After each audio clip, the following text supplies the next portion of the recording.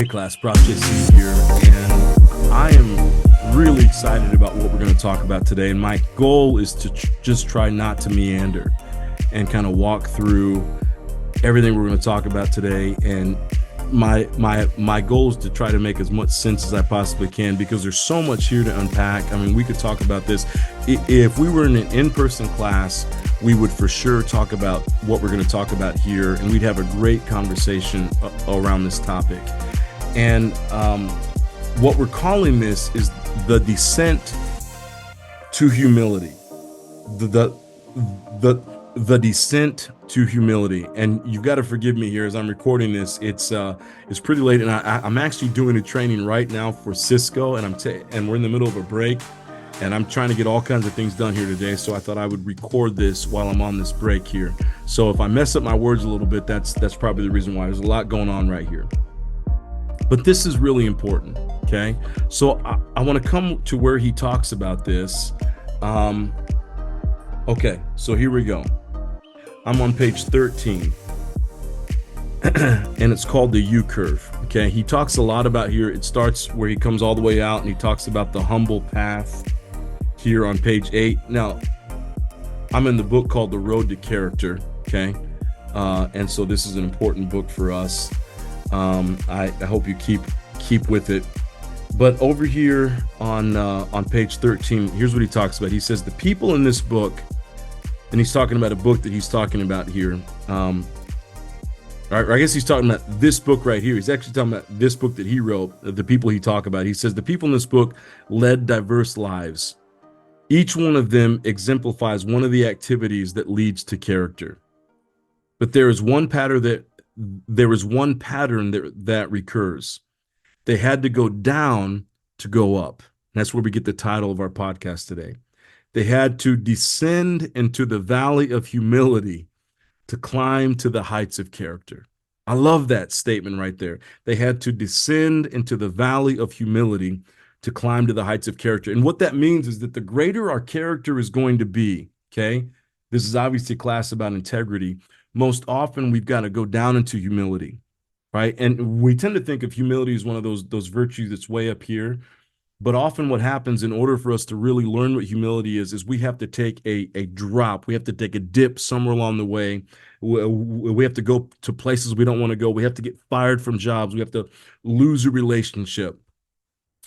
We have to, we have to lose something that's very important to us. Maybe we lose a position or whatever it is. And in that process, we learn what is really important, but we also go down into this descent of humility.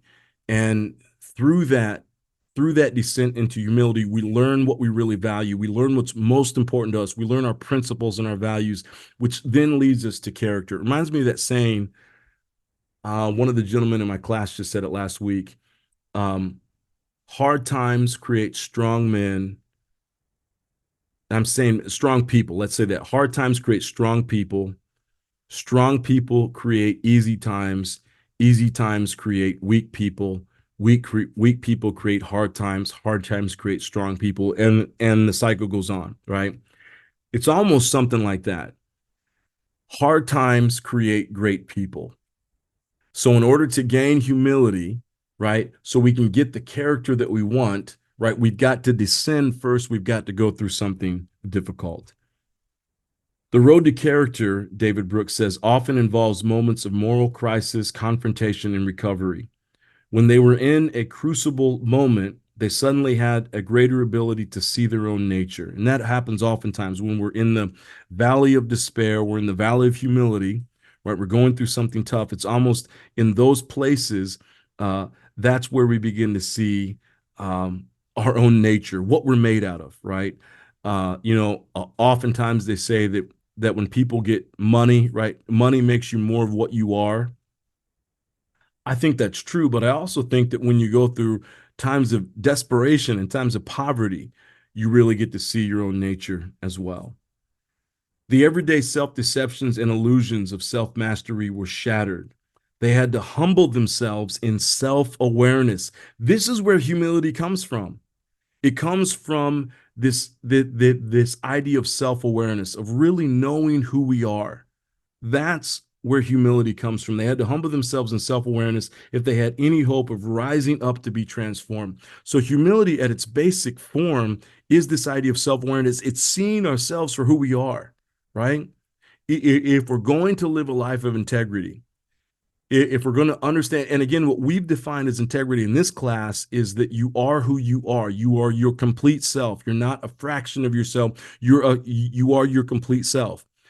The beginning of that is self-awareness. That same self-awareness that leads you to a life of integrity, that same self-awareness also leads you to humility. And so I would say this, that humility and integrity go hand in hand with each other because they both begin with self-awareness. I understand my strengths, but I also recognize my weaknesses. They had to humble themselves in self-awareness that they had any hope of rising up transformed. Alice had to be small to enter Wonderland, or as Kierkegaard put it, only the one who descends into the underworld rescues the beloved. But then the beauty began. In the valley of humility, they learned the quiet of self. Only by quieting the self could they see the world clearly. Only by quieting the self could they understand other people and accept what they are offering. When they had quieted themselves, they had opened up space for grace to flood in. They found themselves helped by people they did not expect would help them. They found themselves understood and cared for by others in ways they did not imagine beforehand. They found themselves loved. They found themselves loved in ways they did not deserve. They didn't have to flail about because hands were holding them up. Before long, people who have entered the valley of humility feel themselves back in the uplands of joy and commitment. They've thrown themselves into work, made new friends, cultivated new loves. They realize with a shock that they've traveled a long way since the first days of their crucible. They turn around and see how much ground they have left behind. Such people don't come out healed, they come out different. They find a vocation or a calling. They commit themselves to long obedience. I love that statement, long obedience. There's a great author out there, Eugene Peterson, that has a book, and the book's title is just simply Long Obedience in the Same Direction. I love that. Long obedience in the same direction. And dedicate themselves to some desperate lark that gives life purpose. That's all I want to read today. There's so much that we could talk about this, but the reality is we have to go down to go up.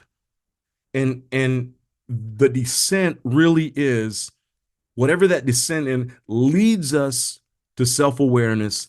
That self-awareness leads us to humility. Okay. And through that self-awareness, through that humility, again, self-awareness, humility go hand in hand. Through that through that self-awareness, through that humility, they're able to rise and be able to live lives of integrity. And this is where greatness is formed. I love what this talks about here because in the depths of self-awareness, when we gain humility, this is what helps us gain integrity. And when we gain integrity, we live fully who we are. And this is where greatness is found. That's powerful stuff right there. In the valley of humility, they learn to quiet the self. And in that quietening of self, that leads to self-awareness, that leads to humility, okay, that then enables a person to live with integrity, that enables a person to reach new heights. So you see what I'm saying? So here's the question I have for you today. I really want you to think about this, okay? First question is, what does humility mean to you? What does humility mean to you? Question number two, I want you to talk just in a couple of sentences, however long it takes. Again, this is about reflection for you. What did it look like when you had to descend into humility? What lessons did you learn in your own descent into humility? And then the third and final question I want you to answer is simply this. What is something that you need to learn, or what is something that you can do better to quiet yourself so you can listen more and gain more self-awareness? What is something you can do better to quiet yourself so you can listen and hear yourself better in order to gain greater self-awareness? I look forward to your responses. This is some powerful stuff here. Powerful stuff here.